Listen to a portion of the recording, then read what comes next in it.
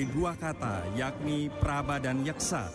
বিভিন্ন বাহিনীর পদচারণায় মুখর প্রেসিডেন্সিয়াল প্যালেস, সারি সারি ঘোড়ার পিঠে চড়ে পতাকা হাতে হাজির অশ্বারোহী। স্বাধীনতা দিবসের আয়োজনের সাক্ষী হতে হাজির নানা প্রান্তের মানুষ। প্যারেড কমান্ডারের নির্দেশনার পরই উত্তোলন করা হয় পতাকা। প্রেসিডেন্ট পাঠ করেন স্বাধীনতার ঘোষণাপত্র। এভাবেই শুরু হয় ইন্দোনেশিয়ার ৮০তম স্বাধীনতা দিবসের উদযাপন।